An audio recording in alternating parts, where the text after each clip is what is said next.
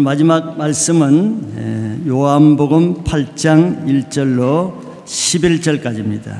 예수는 감람산으로 가시니라.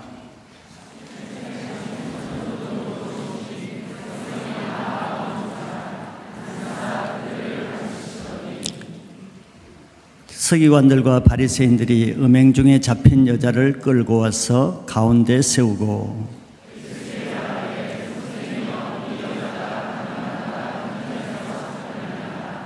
모세는 율법에 이러한 여자를 돌로 치라 명하였거니와 선생은 어떻게 말하겠나이까.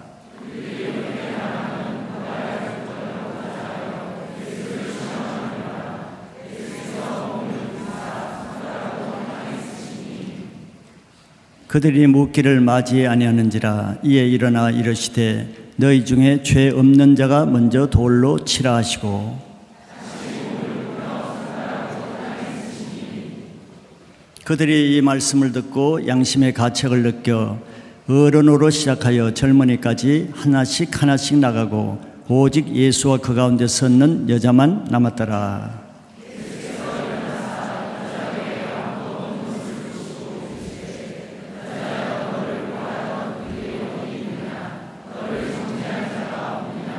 다 같이 대답하되 주여 없나이다. 예수께서 이르시되 나도 너를 정죄하지 아니하노니 가서 다시는 죄를 범하지 말라 하시니라. 아멘. 자, 오늘 마지막 말씀은 용서받은 자의 이웃사랑입니다. 오늘 수련회 주제 첫날은 우리를 향한 하나님의 사랑이 얼마나 크고 놀라운지에 대한 내용을 보셨고, 어제는 그 하나님의 사랑을 받은 사람이 예수님을 얼마나 어떻게 사랑하는지를 보았습니다. 오늘은 그런 또 용서받은 사랑을 받은 우리가 이웃에 대해서, 다른 사람에 대해서, 특별히 나에게 죄를 향한 다른 이웃을 어떻게 용서하고 사랑해야 되는지 그에 대한 말씀을 나누고자 합니다.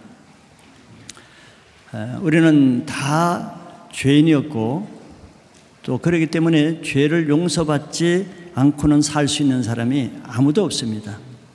그 중에 특별히 우리 예수 믿는 사람들은 예수님을 믿음으로 인해서 우리의 모든 죄를 용서받는 말할 수 없는 큰 은혜, 큰 사랑, 큰 구원을 받았다 하는 것을 늘 기억하는 것이 중요합니다.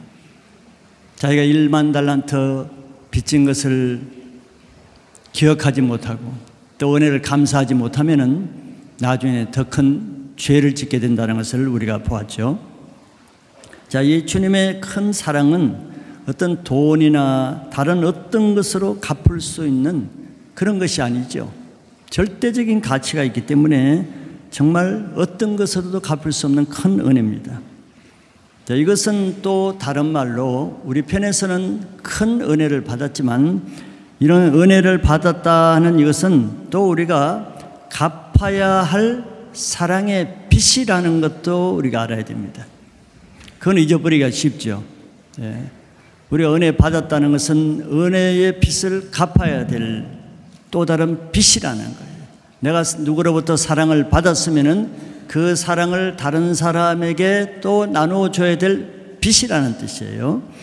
로마서 13장 8절에 이런 말씀이 있습니다. 피차 사랑의 빚 외에는 아무에게도 아무 빚도 지지 말라. 남을 사랑하는 자는 율법을 다 이루었느니라 그랬습니다. 자, 누군가로부터 내가 사랑을 받고 섬김을 받았다 하면은 그것은 그 사람에게 내가 빚을 지는 것이라는 뜻이에요. 그래서 우리는 먼저 우리를 구원해 주신 예수님께 먼저 많은 사랑의 빚을 진 자라고 이렇게 말하는 것이죠. 그뿐만 아니라 또한 우리가 부족하지 않습니까? 또 연약하잖아요. 죄도 많이 짓잖아요. 그럼에도 내가 이렇게 살아있는 것은 그동안에 내 주위에 있는 내 부모, 형제, 나의 동역자, 내 주위의 동료, 모든 사람이 나의 그 허물을 지금까지 용납하고 오래 참아주고 감당해줬기 때문에 내가 이렇게 있는 거 아니겠어요?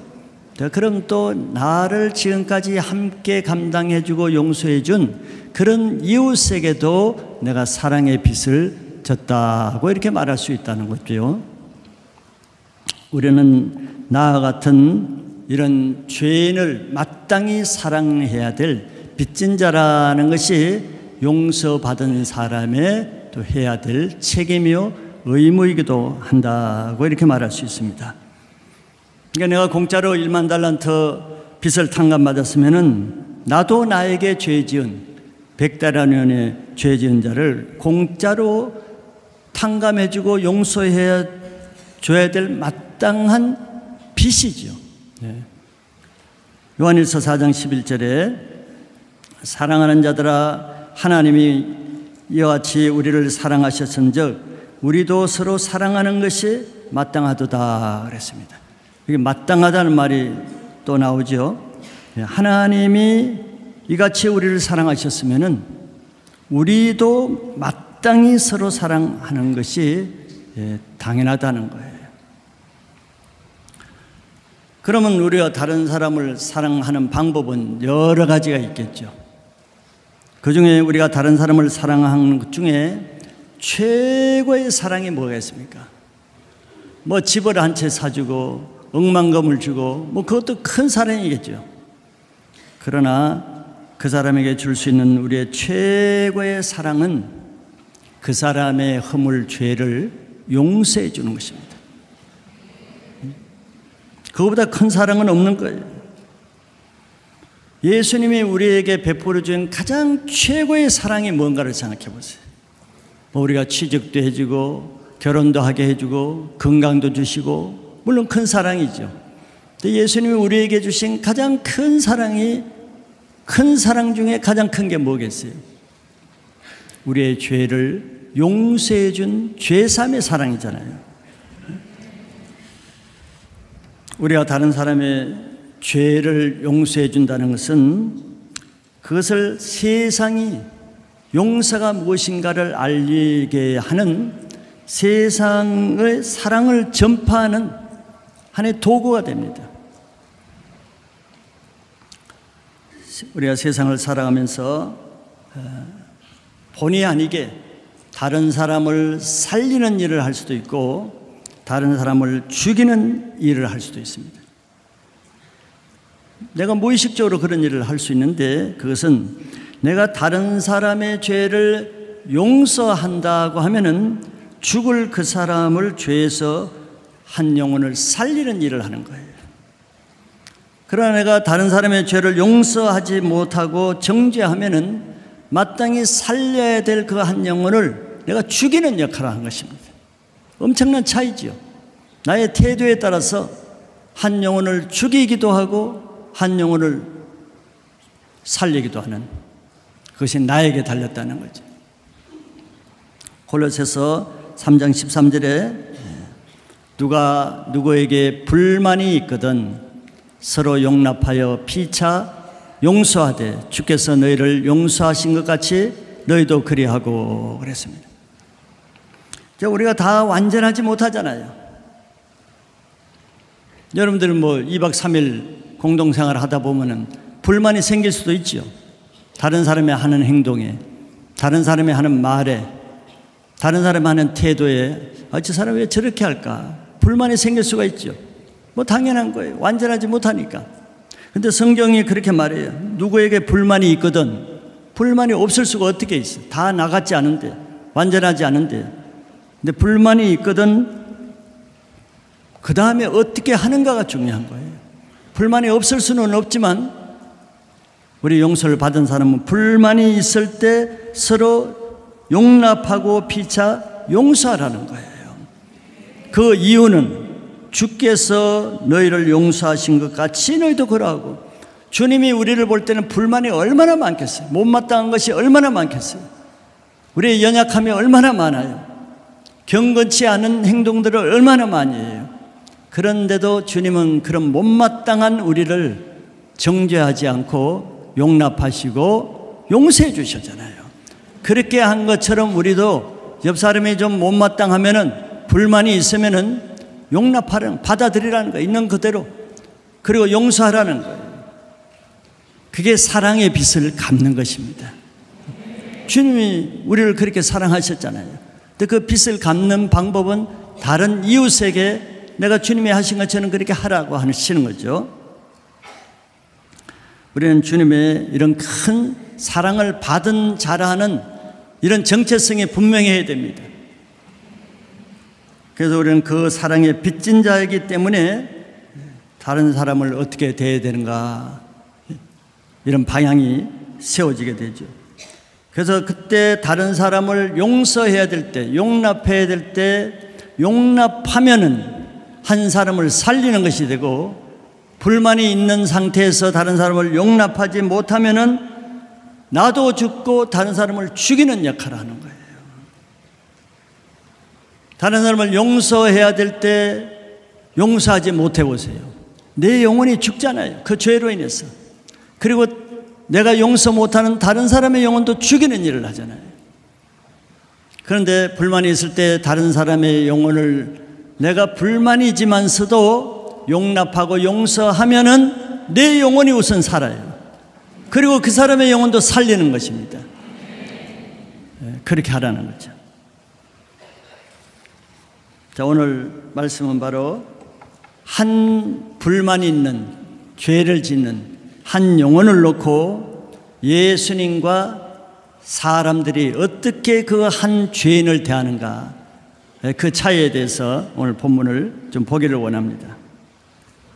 먼저 사람들을 보면은 첫째, 죄인을 정죄하는 사람들에 대해서 나옵니다. 예수님 밤에 감람산에 올라가셔서 기도하셨다 그래서 그 전날에도 성전에서 백성들에게 말씀을 가르쳤고, 또 밤에 밤새 기도하시고 나서 그 다음날 아침 일찍 또 성전에 나오셔서 백성들에게 말씀을 전하고 가르쳤습니다. 그런데 백성들도 그렇게 일찍 또 나왔어요. 예수님 말씀을 듣기 위해서. 말씀을 사모하죠. 순수한 마음으로 아침 일찍부터 나왔습니다. 왜냐하면 백성들은 서기관과 바리새인들이 전하는 말씀과 예수님의 말씀이 다르다는 것을 알았다 그랬어요. 권세가 있다는 것을 알았습니다. 그래서 그런 말씀을 지금까지 들어본 적이 없잖아요. 서기관들 말씀 들어봤자 힘이 없어요. 바리새인들이 전하는 말씀은 권세가 없었단 말이죠. 그런데 예수님이 전하는 말씀은 말씀 자체의 영이요 생명이니까 권세가 있었으니까 그 말씀을 듣기 위해서 그 전날도 늦게까지 말씀을 듣고 그 다음날 아침 일찍도 성전에 나와 있는 거예요. 사모하는 마음으로. 그런데 백성들은 이렇게 말씀을 사모해서 나오는데 동시에 그게 대조적으로 누가 나왔다고 했습니까? 서기관과 바리새인들이 나왔는데 그들은 말씀을 사모해서 나온 게 아니에요. 백성들과 대조적으로 그들은 생뚱맞게 난데없이 이 이른 아침부터 현장에서 가늠하다 잡힌 한 여자를 강제로 질질 끌고 와서 그 군중들 앞에 세웠다 그랬어요. 참 놀라운 일이죠. 거룩한 성전에서 말씀을 전하고 계시는 예수님의 예배를 방해하는 것입니다. 그리고 말씀을 듣기 위해서 나온 백성들의 그 사모하는 마음에 찬물을 끼얹는 것이죠. 백성에게 말씀을 전하고 가르치고 신앙을 지도해야 될 이 종교 지도자들이 오히려 백성들에게 말씀 듣는 것을 망치는 일을 하고 있어요. 또 이들이 이렇게 어떻게 예수님이 말씀 전하는 그 타이밍에 정확하게 그 시간에 이렇게 시간을 맞춰서 음행하는 여자를 끌고 나올 수 있었겠어요? 그리고 음행은 두 사람이 같이 하는데 왜 남자는 나오지 않고 여자만 끌고 왔겠어요? 이것은 그냥 될 수가 없겠죠.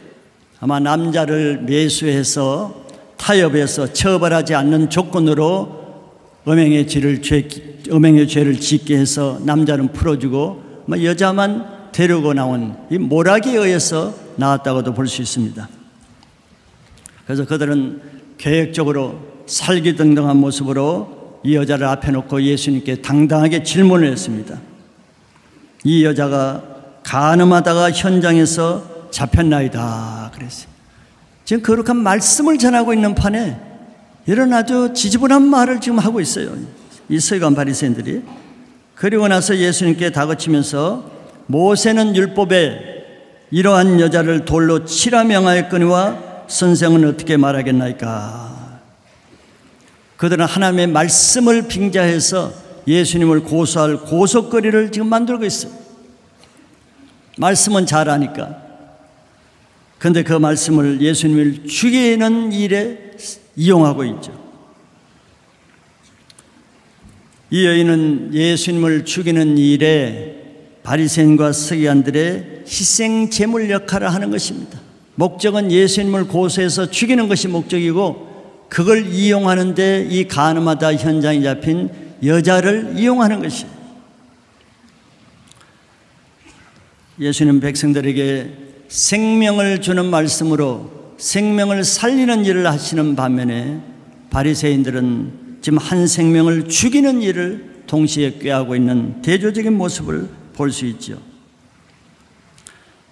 이들은 왜 이렇게 한 여인을 정죄하면서 이렇게 끌고 나왔겠습니까? 계속 본 것 같이 예수님의 죄사함이 없는 사람은 다른 사람의 죄를 용납할 수가 없기 때문입니다. 자기가 용서받은 체험이 없는 사람은 다른 사람의 죄를 용서할 능력이 없는 거예요. 그래서 다른 사람의 죄를 정죄해서 죽이는 일을 할 수밖에 없는 것입니다. 종교인들은 하나님의 율법을 이용해서 사람을 살리는 일을 하는 것이 아니고 어떻게든지 그 율법을 이용해서 돌려쳐서 죽이려는 일을 하고 있는 거죠. 이것이 예수님의 죄사함을 모르는 사람이 죄인을 대하는 태도입니다. 우리 중에도 남의 죄를 보면 무조건 정죄하는 마음을 가지고 정죄하려고 하고 심판하려는 말을 하는 사람이 있잖아요. 똑같은 죄인을 보고 어떤 사람은 긍휼히 여기고 불쌍히 여기고 사랑하는 마음을 가진 사람이 있는 반면에 어떤 사람은 남이 조금만 잘못하고 허물을 보여도 가차없이 판단하고 정죄하고 비판하는 사람이 있죠. 자기 죄가 용서받은 체험이 없는 사람은 다른 사람의 죄를 용서할 능력이 없는 것입니다. 다른 사람의 죄 문제를 처리할 수가 없어요. 왜? 자기 안에 있는 죄가 처리되지 않았는데 어떻게 다른 사람의 죄를 처리할 수 있겠습니까? 여기에 종교인들, 바리새인과 서기관들은 율법의 지식은 많고 남에게는 말씀을 가르치고 예배를 인도할지 몰라도 정작 자기 자신의 죄는 해결되지 못하기 때문에 남의 죄를 정죄하는 그런 모습으로 나타났습니다. 두 번째는 이들은 동시에 여자만 정죄하는 것이 아니고 예수님을 또 고소하고 있어요.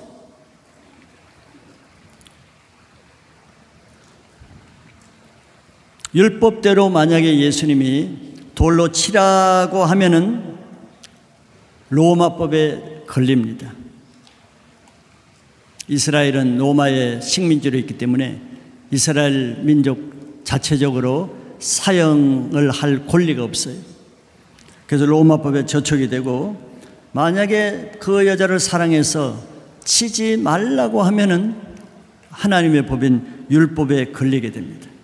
이렇게 하면 로마법에 걸리고 저렇게 하면 율법에 걸리고 어떻게 하든 예수님은 이들의 그 올무에 걸리게 돼 있어요. 함정이 아주 기가 막힌 고속거리를 잡은 것이죠.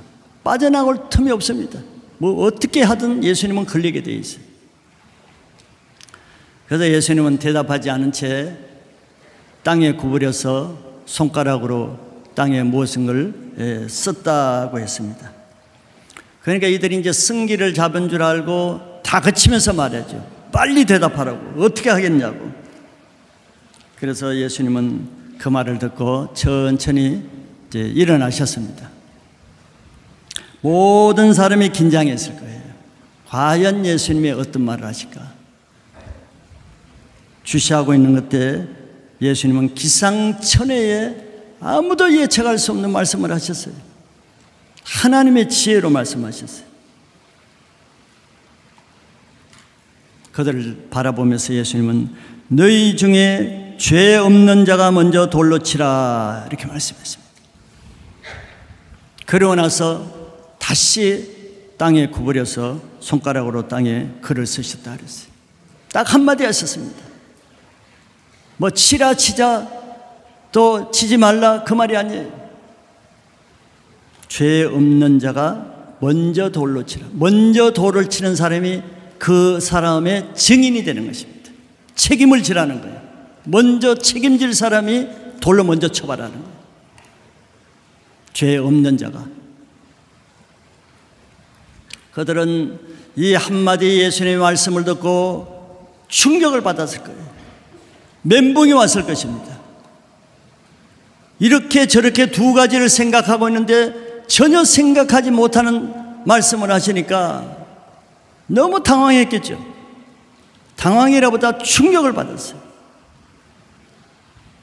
그러고 나서 그 말씀이 메아리 쳐서 자기 양심에 울리고 양심에 갇히게 오기 시작했어요. 이들이 양심이 아주 두꺼운 사람이잖아요. 양심이 아주 더럽혀진 사람이잖아요. 그런데 예수님의 이 말씀 한마디에 그 무뎌진 이들의 양심이 움직이기 시작했어요. 양심이 허물어지기 시작했어요.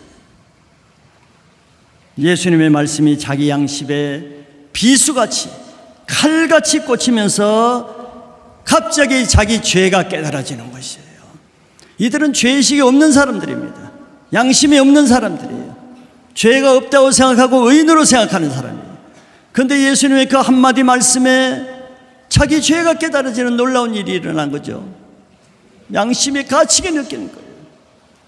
비수같이 양심을 찌르는 말씀이었습니다. 히브리서 4장 12절에 하나님의 말씀, 예수님의 말씀은 살았고 운동력이 있기 때문에 양선 날선 금보다도 더 예리해서 우리의 혼과 영과 관절 골수를 쪼개기까지 하고 우리의 마음의 뜻과 생각까지도 다 판단한다 그랬어요. 칼 같단 말이죠. 이 강팍한 사람들의 마음에 양날선 금같이 칼로 박혔어요. 그러니까 양심이 찢어지는 거예요. 놀라운 일이죠. 이들이 다른 것으로 무슨 말을 해도 양심의 가책을 받지 않는 사람입니다. 그런데 예수님의 이 한마디 말씀이 능력이 있는 거예요. 칼처럼 꽂혔어요. 그러면서 그들이 불끈 쥐고 있던 손에 쥐고 있던 돌을 힘없이 놓으면서 어른으로부터 젊은이까지 하나씩 하나씩 슬그머니 고개를 숙이고 빠져나가기 시작했어요. 어떤 사람은 아마 자기 죄로 인해서 애통하며 흐느끼면서 울면서 빠져나갔을 거예요. 어떤 사람은 너무 자기 죄가 생각나서 부끄러워서 얼굴을 가리고 수치심에서 도망치다 빠져나온 사람도 있을 거예요. 어떤 사람은 자기 죄가 너무 가슴이 아파서 가슴을 치면서 빠져나간 사람도 있을 거예요. 어떤 사람은 갑자기 자기 눈물이 쏟아지면서 헛걱거리면서 통곡하면서 흐느끼면서 빠져나간 사람도 있을 거예요. 양심의 가책을 받으니까 놀라운 기적이 일어나는 거죠. 반전의 역사가 일어났어요. 자, 이렇게 자기 죄를 알지 못하고 양심이 강팍해 있을 때는 그 여자를 돌로 치려고 다 돌을 잡고 있었잖아요. 더 강팍한 사람은 양손에 돌을 가졌잖아요. 더 강팍한 사람은 주머니에 돌을 또 예비 돌을 또 집어넣고 다닐 거 아니에요. 그런데 자기 죄가 보이게 되니까 자기 양심이 살아나서 자기 죄가 깨달아지니까 남의 죄를 더 이상 정죄할 수가 없는 거예요. 그 여자보다 자기가 더 큰 죄인이라는 것이 깨달아지는 거예요. 어떻게 돌을 들 수가 있어요?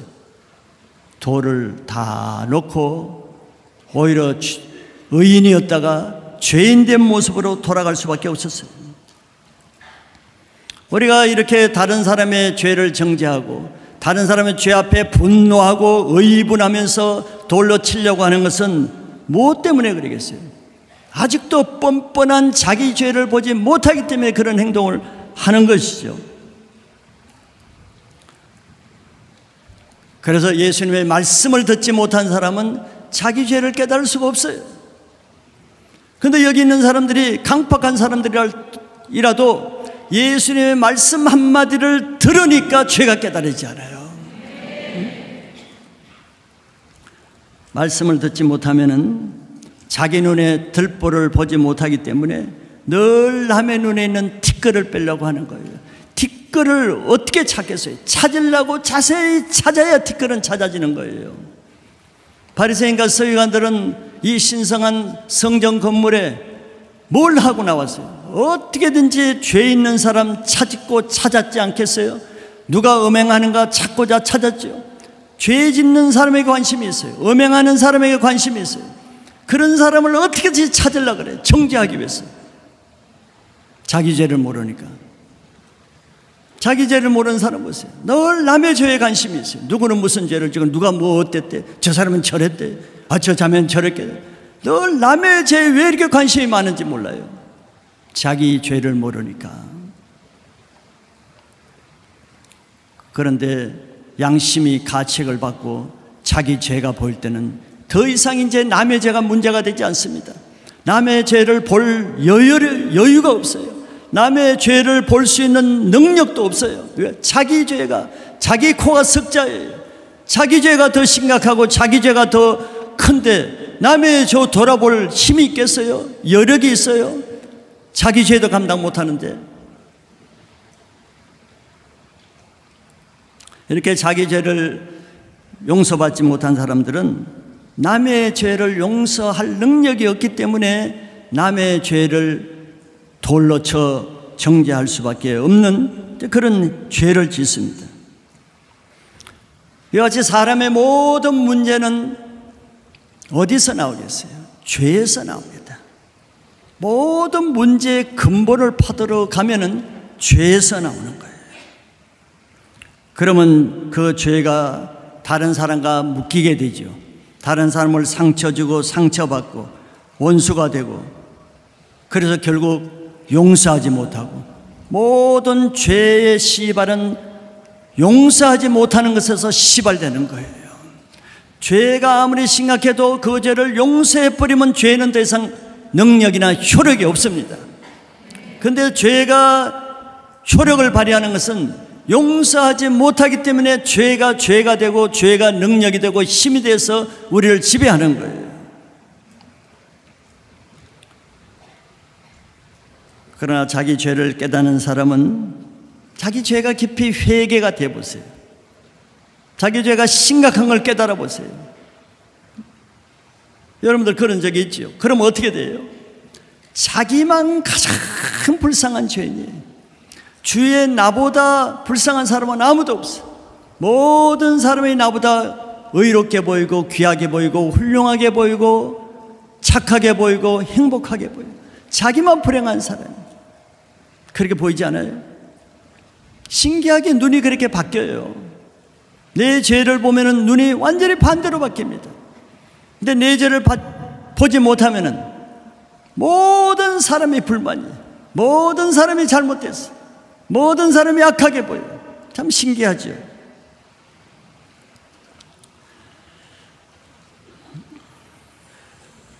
다른 사람의 죄보다 내가 얼마나 더 큰 죄인인가를 깨달으면은 다른 사람을 정죄할 그런 양심이 없습니다.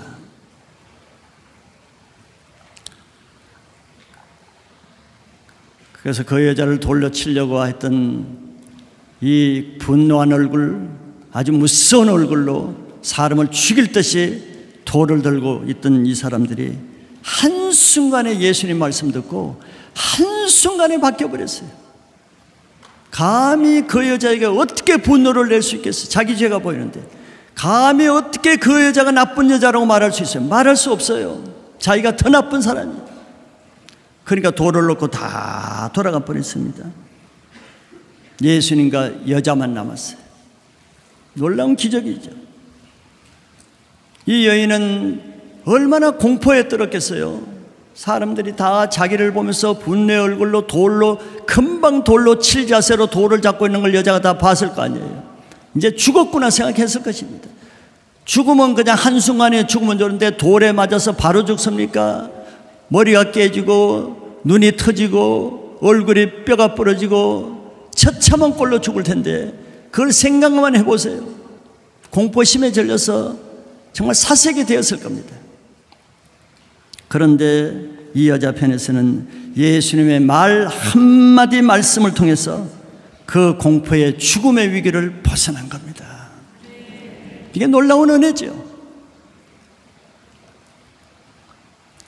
마지막 세 번째는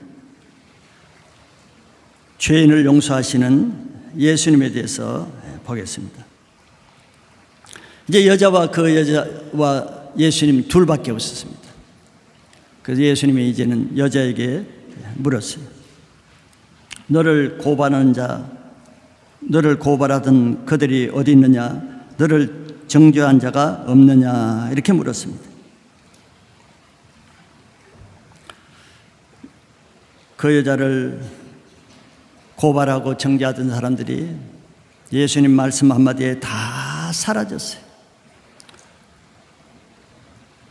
돌을 들고 그 여자에게 별별 욕을 다 했겠죠. 더러운 여자, 음란한 여자, 가정한 여자라고 소리치면서 욕을 하고 했을 텐데 그 여자를 정죄하는 사람이 다 사라졌습니다. 예수님 말씀 한마디에 전에는 그 여자를 정죄하던 그 죄가 이제는 그 죄가 자기 자신을 고소하고 있어요. 자기 자신을 정죄하고 있어요. 반대가 됐습니다. 남을 정죄하던 그 죄가 이제는 내 죄가 깨닫게 되면은 나를 고소하는 거예요. 네가 그런 죄를 지는데 저 사람 고소할 수 있느냐? 너는 그런 죄를 지으면서 저 여자를 네가 돌로 칠 수 있느냐? 이제 그 죄가 자기를 고소하는 거예요. 예수님의 말씀을 통해서 여인의 죄를 바라보던 그 눈이 이제는 자기 죄를 바라보게 된 거예요. 이게 정상입니다.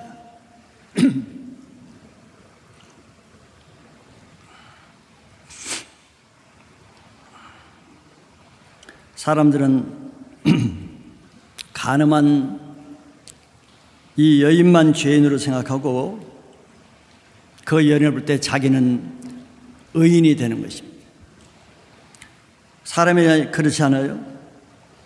다른 사람의 죄를 보면은 언연코 그 죄 짓는 사람 앞에 자기가 언연히 의인인 듯 행동합니다. 여기 사람들도 마찬가지예요. 죄를 짓는 사람 앞에서 그래서 조심해야 됩니다. 자기가 의인으로 가장하게 돼요.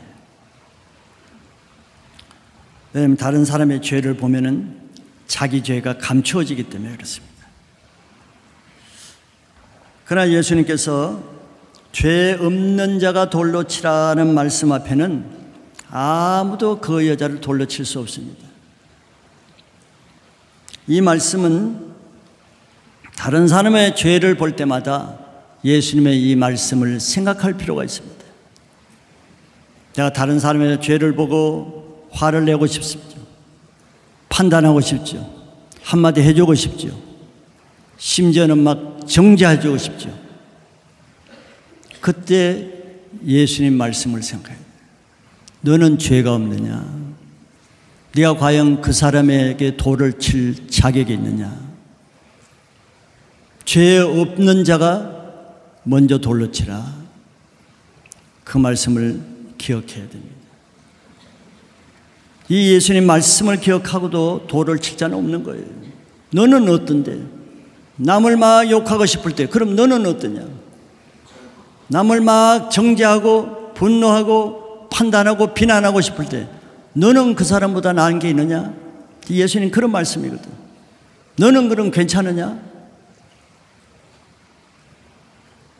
자기 죄를 보지 못하기 때문에 남의 죄를 심판하려고 하는 거예요. 왜? 우리는 드러난 죄만 죄로 여기거든. 드러나지 않게 은밀하게 짓는 죄는 죄로 여기질 않잖아요. 이게 우리 인간들 사회에서 행해지는 약점입니다. 그러니까 사람이 외식하고 감추려고 그러는 거죠. 적극적으로 자기 죄를 드러내는 사람은 아무도 없습니다. 감추려고 하죠. 그래서 이 세상에는 자기 죄를 잘 감추는 사람이 또 감춰진 사람이 드러난 죄를 짓는 사람을 정죄하고 판단하는 거예요. 왜? 드러나지 않는 죄인은 의인처럼 보이거든. 그래서 예수님이 죄 없는 자가 먼저 돌로 치라. 너는 정말 감추고 있는 죄가 없느냐 그 말이에요. 그러나 하나님은 우리 드러난 외모만 보지 않고 중심을 보시잖아요. 마음으로 짓는 죄, 생각으로 짓는 죄 똑같은 죄라고 봅니다. 마태복음 5장 28절에 예수님이 바리새인들이 외식하는 죄에 대해서 이렇게 말씀했어요. 나는 너에게 이르노니 음욕을 품고 여자를 보는 자마다 마음에 이미 간음하였느니라. 우리의 정국을 찌르는 것이죠. 마음에 아무리 감춘다고 해서 겉으로 드러나지 않는다고 해도 하나님은 다 보신단 말이에요. 마음으로 음욕을 품고 여자를 보는 거 누가 눈치챌 수 있어요? 아무도 몰라요. 얼마든지 감출 수 있습니다. 그런데 하나님은 이미 마음에 간음죄를 지었다 그러죠. 죄의 기준은 다른 사람과 비교해서 죄가 되고 안 되고가 아니고 하나님의 말씀의 기준입니다. 그래서 예수님 말씀 앞에 이 여인을 돌로 칠 수 있는 사람이 아무도 없었잖아요. 예수님 말씀이 없을 때는 다 돌로 치려고 했어요. 근데 예수님 말씀 앞에 돌로 칠 수 있는 사람이 아무도 없었어요. 왜? 드러나지 않는 자기 죄가 말씀을 통해서 드러났기 때문이에요. 그래서 누가 가장 죄를 넘넘하게 짓겠습니까? 말씀을 듣지 못하는 사람이에요. 말씀을 깨닫지 못하는 사람이에요. 교회를 아무리 다녀도 말씀을 깨닫지 못하면 죄를 죄로 여기지 않는 거예요. 어떻게 죄를 깨닫겠어요? 말씀을 깨닫는 자만이 양심이 살아나서 양심의 가책을 느끼고 자기 죄를 깨닫으면서 회개도 하고 애통하기도 하고, 그럴 수 있는 것은 말씀의 내 죄를 깨닫게 해주는 거예요. 말씀을 통해서 성령의 역사로 우리 죄가 나도 알지 못하는 죄를 깨닫게 해주시는 거예요.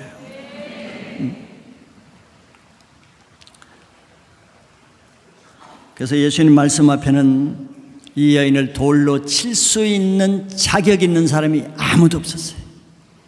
왜? 죄 없는 사람이 아무도 없었기 때문에. 이제 그 여인 앞에서는 죄인들은 다 떠나갔습니다. 그 여인을 고소하려는 죄인들은 다 떠나가고 예수님만 남아 있었어요. 근데 예수님은 죄가 없으시잖아요. 예수님 뭐라고 말씀하셨어요? 죄 없는 자가 먼저 돌로 치라 그랬어요. 자, 이제는 모든 사람이 떠나고 예수님과 여자 둘만 남았는데, 문제는 돌로 칠 수 있는 유일하게 자격 있는 사람이 자기 앞에 있는 거예요. 자기 없는 사람은 다 떠났어. 근데 죄 없는 자가 먼저 돌로 치라 하는데, 돌로 칠 수 있는 진짜 유력한 자격 있는 사람이 여자 앞에 앉아 서 계신 거예요. 사실 어떻게 보면 더 무서운 것이죠.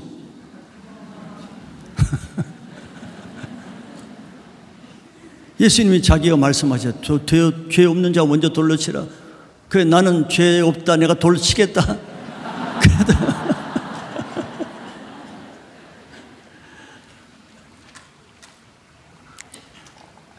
예수님 외에 어떤 다른 죄인을 돌로 칠 수 있는 자격 있는 사람은 아무도 없습니다.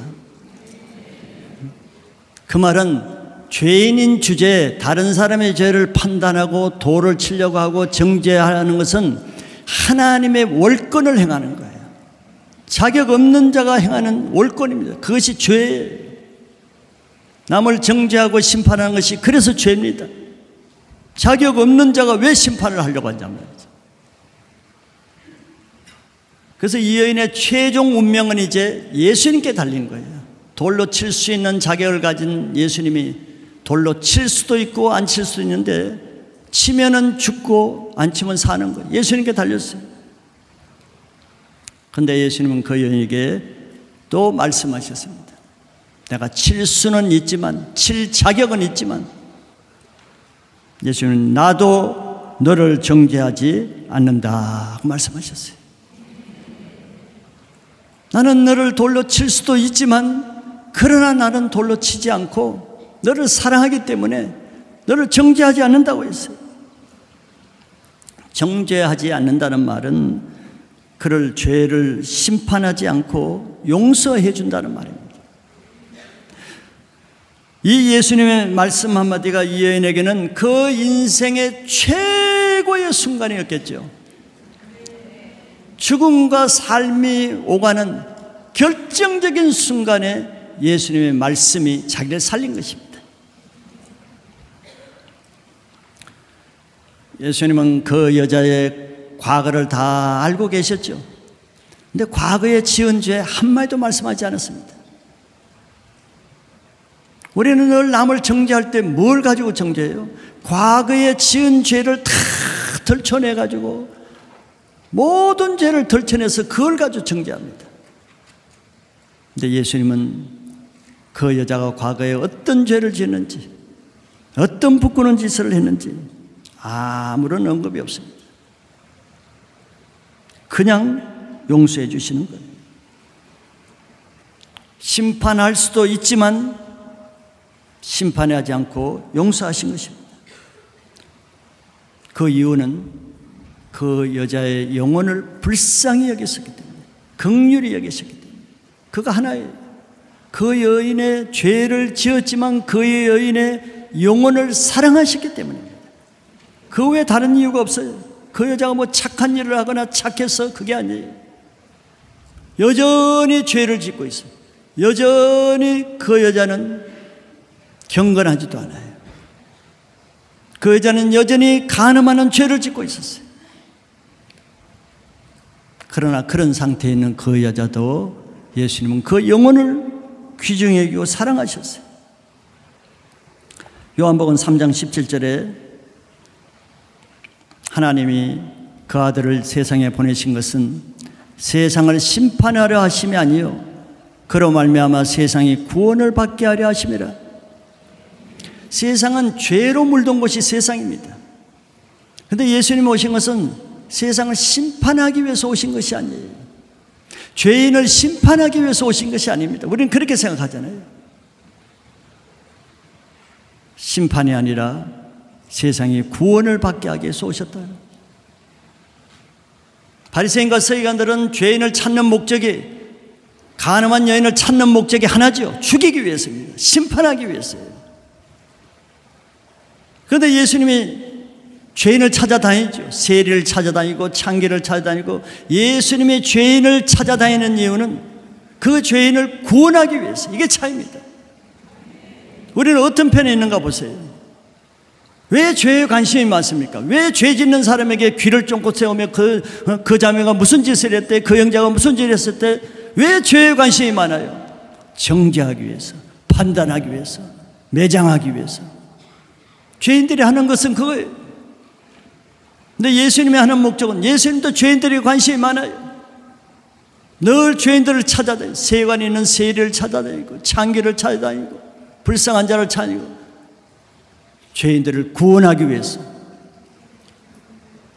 우리가 해야 될 것은 예수님의 마음을 가지고 정말 죄인들을 찾는 목적이 죽이고 심판하는 것이 아니라 살리기 위해서 하는 주님의 마음으로 죄인을 대해야 할 줄 믿으시기 바랍니다.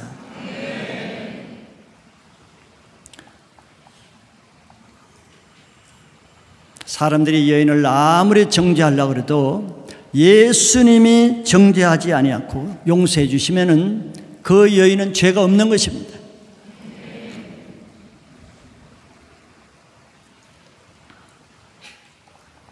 그래서 예수님이 심판하지 않고 구원하시려는, 그런 사람을 심판하려는 그것이 더 큰 죄가 되는 거예요. 그 말은 이 여인의 죄보다도 이 여인을 용서하지 않고 돌로 치려고 하는 그들의 죄가 이 여인의 죄보다 더 크다는 거예요. 왜? 그들은 자기 죄를 용서받지 못하잖아요. 그런데 이 여자는 예수님의 용서를 받는단 말이에요. 그리고 예수님은 이 여자를 용서해 주시면서 한마디 하셨어요. 가서 다시는 죄를 범하지 말라고 했어요. 이 죄에서 용서받은 사람은 다시는 그런 죄를 짓지 않아야지요. 그게 용서받은 자가 해야 될 의무요, 또 책임입니다. 자, 이것은 예수님이 우리에게 무엇을 보여주고 있겠어요? 용서받지 못한 사람이 죄인에게 어떤 행동을 하는지와 용서받은 사람은 죄인을 대할 때 어떻게 해야 되는지를 예수님이 그 모델을 보여주시는 거예요. 우리는 자기 죄로 인해서 고통받는 사람 주위에 많이 있죠. 어떻게 대합니까? 뭐 여러분들이야 잘 돼야겠지만 자기 죄로 인해서 남이 뭐라고 안 해도 괴로워하고 자책하고 극단적인 생각을 하고 이런 사람을 주위 사람들이 주로 어떻게 해요? 거기다 더 돌을 던지고 더 악한 말을 하고 더 고통을 주는 말을 하고 이런 사람이 얼마나 많아요. 여기서 돌을 던지려는 그런 사람이죠. 이 여자는 현장에 끌려와서 이미 사람들이 돌을 안 던져도 돌을 맞은 것처럼 얼마나 고통스럽겠어요. 그 여자의 입장에서 그 여자의 마음을 헤아려주는 사람은 아무도 없어요. 그냥 돌로 치려는 사람뿐이에요. 오직 유일하게 한 분, 예수님만이 그 죄를 짓고 사람들에게 이 고통을 당하고 정죄를 당하고 스스로 자책함으로 고통하는 그 여자의 마음이 얼마나 고통스러운가를 이해하고 공감하시는 분은 예수님 한 분뿐이었어요. 그래서 예수님은 그 여자를 용서할 수가 있었던 거죠. 이것이 우리가 해야 될 일이란 말이죠. 우리가 하나님 사랑, 이웃 사랑이라고 할 때 이웃 사랑 중에 가장 큰 사랑이 뭐라고 제가 말씀드렸습니까? 죄를 용서해 주는 것이에요. 만약 자기 자신이 사람들에게 지탄받을 죄를 지었다고 해봐요. 내 자신이, 그건 내 자신이라고 생각해 보세요. 주위 사람들이 나를 정죄하고 수근거리고 욕을 하고 매장하고 듣기 힘든 모욕을 하고 얼마나 괴로워요. 자, 그때 누가 나를 도와주길 바라겠죠. 누가 내 편에 대해서 나를 좀 변호하고 나를 이해해주고 내 마음을 좀 받아주고 내 사정을 도와줄 수 있는 사람이 한 사람에도 있었으면 좋겠다, 이런 생각이 들겠죠. 그때 나에게 가장 큰 도움이 뭐겠어요? 누가 나에게 한 현금 1억 원 현금 다발을 가져주면 좋겠다, 이 생각이 들겠어요? 그 돈이 무슨 소용이 있겠어요? 누가 나에게 뭐 맛있는 음식을 한 상 차려주면 좋겠다, 아무 쓰잘데없는 거예요. 그때 내게 가장 필요한 것이 무엇이겠어요? 내가 비록 죄를 지었지만 나의 허물, 죄 그것을 용서해 주면 좋겠다, 이 한 가지 생각뿐인 것입니다. 이웃을 사랑하는 게 뭐예요? 이웃에게 가장 필요한 것을 주는 것이 이웃 사랑이잖아요. 그럼 죄인에게 가장 필요한 것이 뭐겠어요? 비록 죄를 지었지만 그 죄를 용서해 주는 것입니다. 그러면 그 사람이 얼마나 감격하고 얼마나 감사하고 얼마나 눈물 나도록 고맙겠어요. 그런데 우리는 그걸 못해요. 정말 그 사람에게 필요한 그것을 해주면은 그 사람이 살아날 텐데 우리는 그걸 못해요. 그걸 못하는 것보다도 거기에다 한술 떠서 더 정죄하고 심판하고 욕을 하고 매장하려고 그래요. 이처럼 악한 행동이 어디 있겠어요? 지금 돌을 든 사람들이 그런 사람들이잖아요. 마태복음에서 예수님은 남에게 대접을 받고자 하면은 먼저 너도 남을 대접하라고 그랬잖아요. 내가 그런 어려울 때 그런 용서와 사랑과 이해와 용납을 받기를 원한다면은 너도 남이 그럴 때 그렇게 하라는 거예요.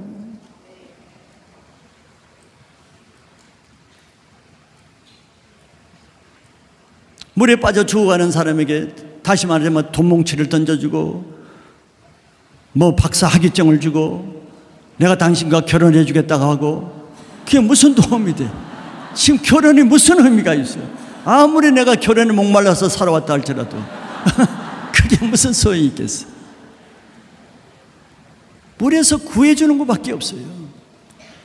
그 사람의 죄에서 구해주는 것은 하나밖에 없어요. 용서해 주는 것입니다.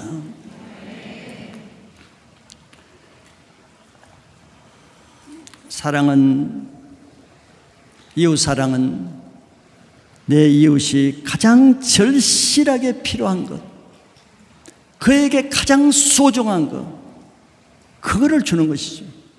나에게 소중한 걸 주는 게 아닙니다. 내가 할 수 있는 걸 주는 게 아니에요. 그 사람이 정말 필요로 하고 주기를 원하는 것, 그걸 주는 것이 이웃 사랑이죠.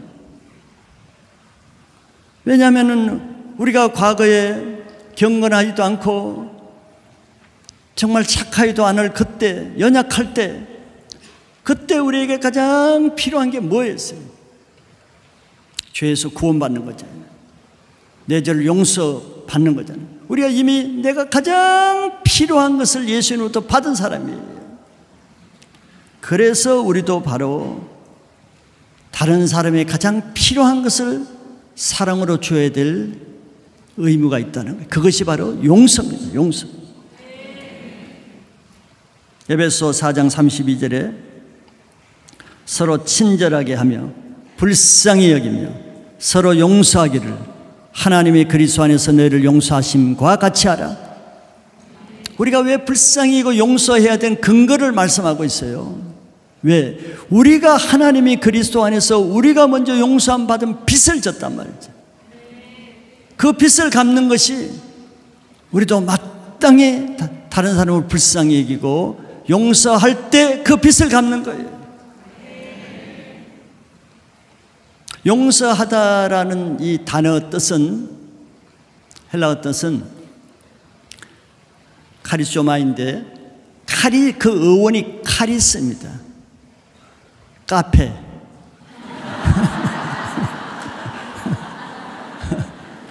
카리스 좋잖아요. 차도 마시고 시원해서 쉬기도 하고 은혜가 있죠. 카리스 들어가면.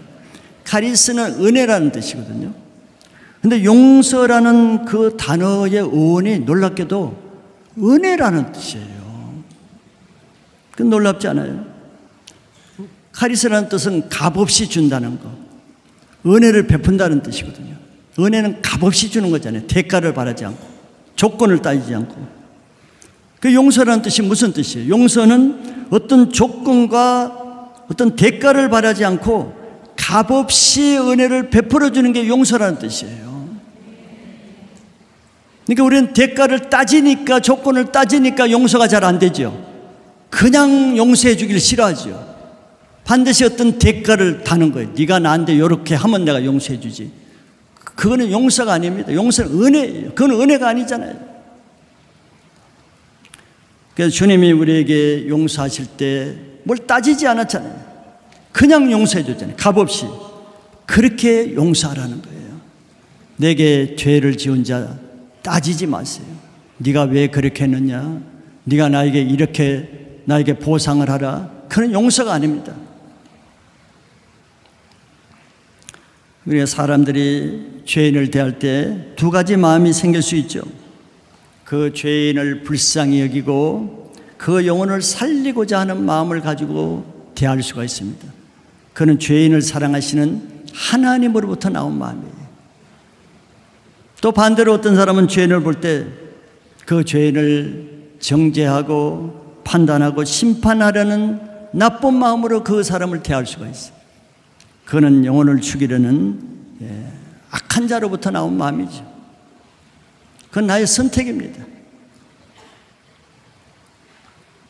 우리는 죄를 지으면은 왜 죄가 용서하기 어려운가? 그 사람이 죄를 지을 때 뭘 먼저 보느냐? 그 사람이 짓는 죄를 먼저 본단 말이에요. 여러분 어떤가 보세요. 그 사람이 죄를 지으면 그 사람의 죄를 먼저 보는가, 그 사람을 먼저 보는가 한번 생각해 보세요. 그래서 우리는 그 사람이 짓는 죄를 먼저 보게 되면 그 죄를 짓는 그 사람을 정죄하게 됩니다. 죄 때문에. 죄 때문에 그 사람의 영혼을 죽이려고 하는 거예요. 그런데 예수님을 보세요. 이 여자를 볼 때도 간음한 여자, 나쁜 여자, 더러운 여자죠. 예수님은 그 사람이 죄를 지을 때 죄만 보는 것이 아니라 죄를 지은 그 사람의 영혼을 먼저 봅니다. 그 여자가 간음한 죄를 지었지만 간음한 죄만 생각하면 용서가 안 되죠. 못된 여자 돌로 쳐 죽여야지 이렇게 간단 말이에요. 그런데 예수님은 그 죄만 보는 것이 아니라 그 죄를 지을 수밖에 없는 그 여자의 영혼을 보세요. 그러면 어떻게 됩니까? 불쌍히 여겨지지요. 불쌍히 여겨지는 거예요. 왜 예수님은 그렇게 보겠어요? 여러분, 죄가 더 중요합니까? 사람이 더 중요합니까? 우리가 짓는 죄가 더 우선입니까? 그 죄를 지을 수밖에 없는 그 영혼이 우선입니까? 이 차이예요. 우리는 영혼을 귀하게 여기지 않고 영혼을 중요시 여기지 않으면 죄를 더 중요시 여기는 거예요. 바리새인들을 보세요. 영혼 중요시 여기는가? 죄를 더 엄청나게 중요시 여겨요. 죄가 우상이에요. 영혼을 희생하면서까지 죄를 정죄하려고 그래요. 만약 여러분들의 자녀가 죄를 지으면은 그 자녀가 짓는 죄를 더 중요시하는 부모가 있고, 그 죄를 지었지만서도 죄보다는 그 자녀를 중요시하는 부모가 있을 수 있겠죠. 죄를 더 중요시하는 부모는 늘 자녀를 책망하고 정죄하고 야단치다가 세월 갈 거예요. 그럼 만약에 아이가 오물통에 빠졌다고 할 때, 오물은 물론 더러운 것이죠. 근데 오물이 더럽다고 아이까지 버릴 수가 있어요? 오물보다 아이가 더 소중하잖아요. 오물만 버리면 되는 것이지. 그런 건 마찬가지예요. 사람은 죄를 지을 수밖에 없어요. 죄는 정말 나쁜 것이에요. 그런데 죄 때문에 소중한 천하보다도 귀한 영혼을 희생할 이유가 뭐가 있느냐 말이지. 더러운 오물보다 그 아이의 영혼이 부모에게는 더 소중하기 때문에 예수님은 우리를 자녀 삼으시고, 우리 죄가 아무리 나쁘고 악해도 죄보다는 우리가 더 소중하기 때문에 그 여인의 죄를 용서할 수가 있는 거예요.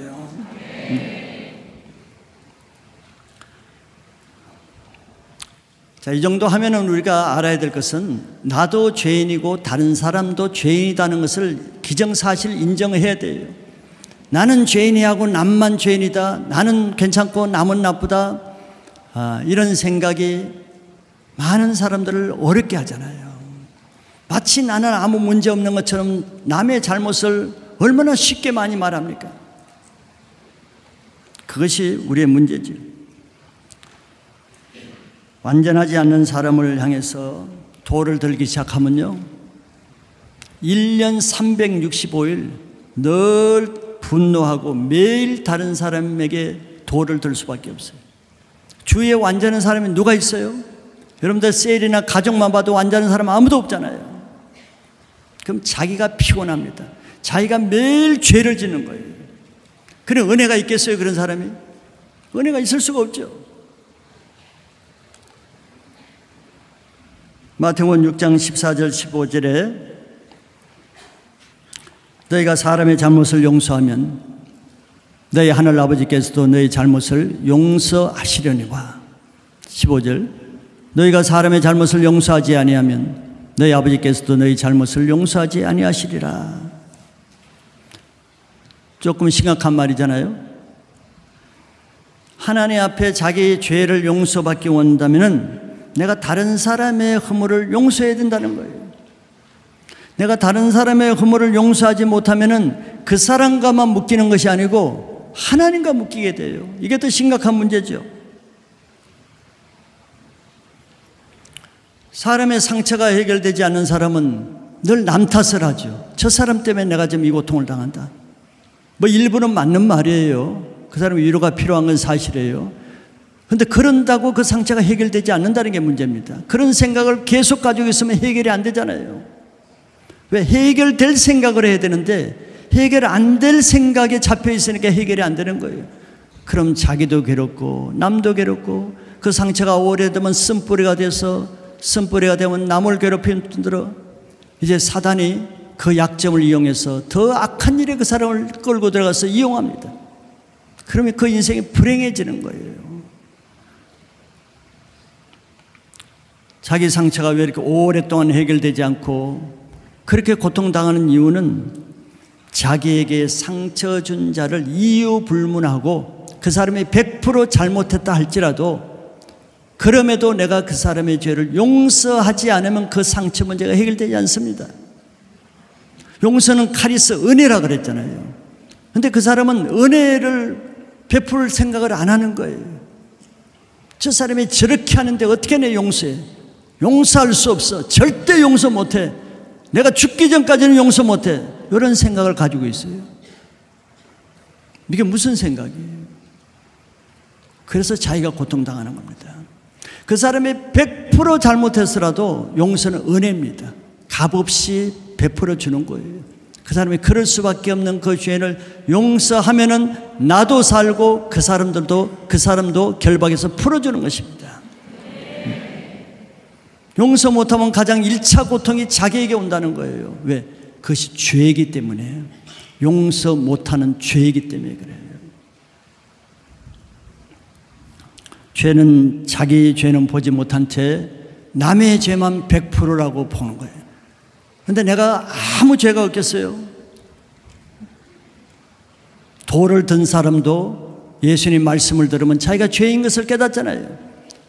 그런 사람에게 은혜가 필요합니다. 예수님 말씀이 들리는 은혜가 필요해요. 그 은혜의 말씀이 들리면은 내 죄가 깨달아지면 회개가 되고, 회개가 돼서 죄가 용서함 받으면은 남의 죄가 그때 아무 문제가 되지 않습니다. 오히려 100% 잘못한 그 사람에 가서 용서를 구하죠. 어떻게? 내가 당신을 지금까지 용서하지 못하고 미워하고 판단하고 정죄한 거 내가 잘못했으니 용서해달라고 오히려 자기가 용서를 빌게 되는 거예요. 그런 예가 얼마나 많아요.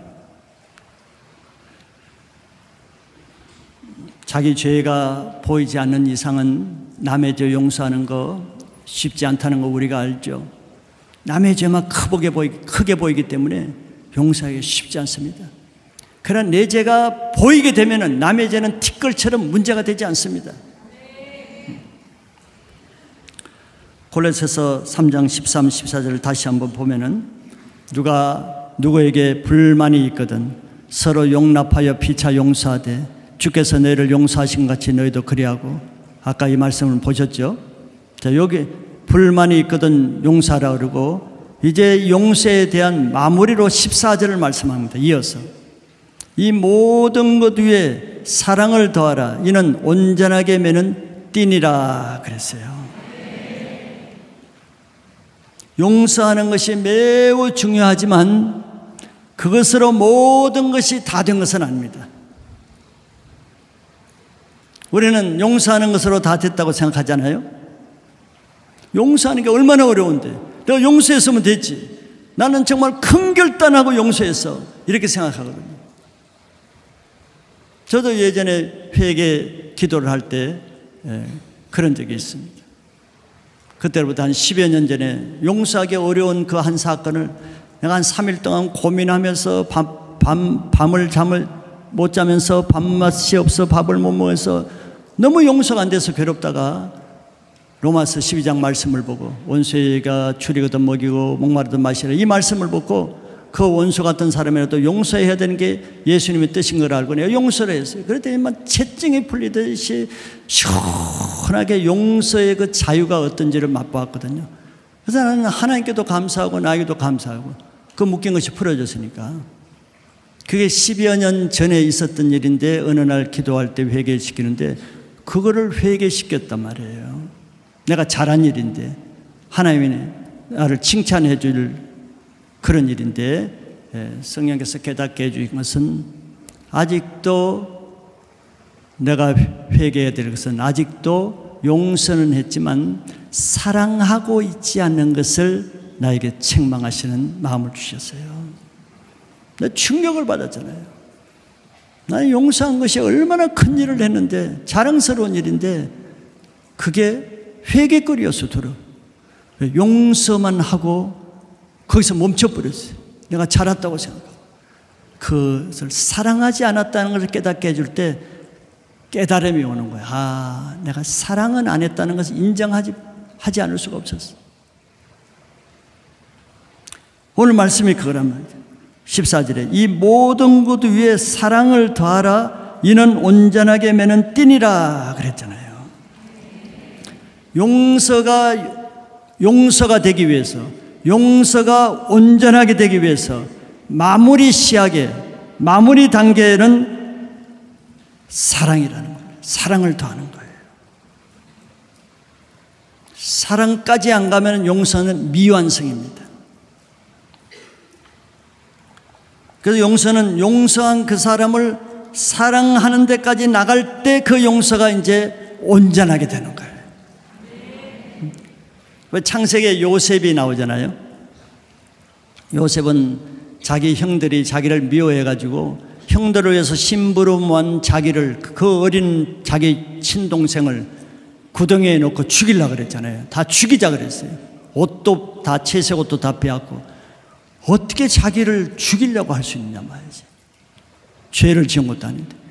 그리고 나서는 자기를, 그 어린 이 소년 요셉을 장사꾼에게 노예로 팔아넘겼잖아요. 정말 형으로서 할 짓이 아니죠. 형에 대한 그 분노, 미움, 원망, 그 아픔이 얼마나 컸어요. 그 어린 소년 요셉에게. 그러고 나서 고아와 같이 부모 형제 다 떠난 이국 땅 애굽에서 종살이 했잖아요. 종살이. 평생 그 엉어리가 며칠만 하지 않아요? 어떻게 용서가 되겠어? 요셉이 하나님 안 믿었으면 내가 반드시 복수하리라, 절대 용서할 수 없다, 이런 마음을 품겠죠. 그런데 요셉이 총리가 됐을 때, 그 형들이 찾아왔을 때 요셉은 눈물을 흘리면서 그 형들을 용서했잖아요. 큰 일을 한 것입니다. 정말 요셉으로서는 형들을 용서한 그 자체만으로도 하나님께 정말 사랑받을 만한 거예요. 어떻게 용서해요? 용서했단 말이에요.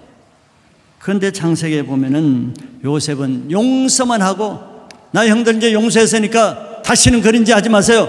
알아서 이제 잘 사세요. 또 나쁜 짓 하지 말고 빨리 가세요. 막 이렇게 보낸 게 아니란 말이에요.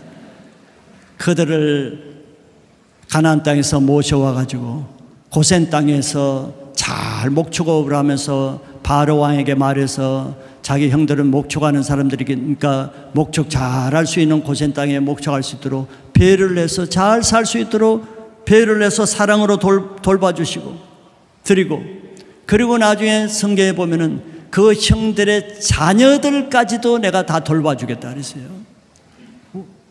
자기를 죽이려고 하는 원수의 자녀들까지도 자기가 다 돌봐주니까 염려하지 말라 그랬어요. 이게 사랑이잖아요. 이게 온전히 용서되었다는 열매잖아요. 이게 요셉의 마음을 나타내는 것입니다. 우리가 용서를 값없이 받았으면은 값없이 용서해 줘야 되는 것이 마땅한 것이에요. 마땅한 것. 내가 선심 쓰는 게 아닙니다. 에이, 저 못된 사람 내가 용서해 줘야지, 이게 아니에요. 나는 그 사람보다 더 못된 죄를 용서함 받았어요. 받아서 빚을 갚는 겁니다.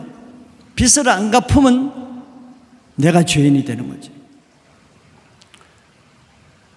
그래서 이번 수련회는 하나님의 사랑이 얼마나 큰가, 용서의 사랑, 죄사함의 사랑이 얼마나 큰가, 그걸 보았고, 용서의 사랑을 받은 사람이 주님을 어떻게 사랑하는지, 죄 많은 여인이 옥합을 깨뜨려서 어떻게 주님을 사랑하는지를 보았고, 이제 오늘 세 번째 날에는 내가 용서받은 사람이 또 다른 이웃, 또 다른 죄를 지은 이 가늠한 여인과 같은 이런 죄인, 내 주위에 있는 죄를 짓는 사람에게 내가 어떤 자세로 어떤 사랑을 베풀어야 되는지, 그는 바로 용서의 사랑을 베푸는 것이라는 것으로 이번 수련의 마무리 말씀이 되는 것입니다.